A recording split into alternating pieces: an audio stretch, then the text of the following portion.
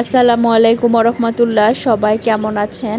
পাখিদের কিচিরমিচির শব্দ শুনে ব্যালকনিতে গেলাম, যে দেখি এক ঝাঁক শালিক পাখি এসেছে।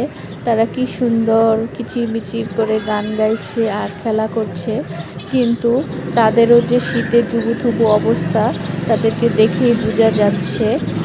আমার তো পাখির শব্দ শুনে এত ভালো লাগছিল।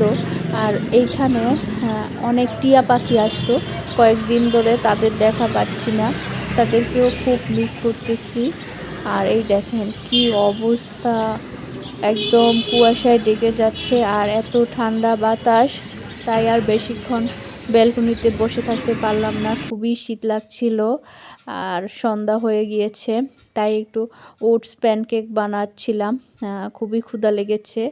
আর ওটস প্যানকেকে একটু বাঁধাকপিও দিয়ে দিয়েছি, একটা হেলদি নাস্তা। আর ওটস প্যানকেক সকালবেলাও খাওয়া যায়, একদম পেট ভরা খাবার।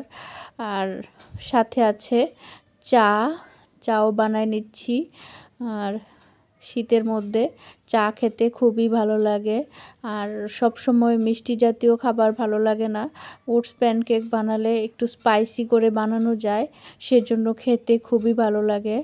আর নর্মাল প্যানকেক তো একটু কলা, তারপরে ডিম এগুলো দিয়ে বানাই।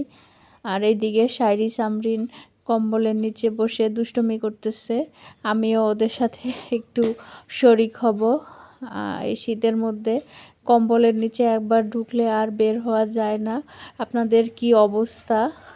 সবাই আমাদের জন্য দোয়া করবেন। আল্লাহ হাফেজ।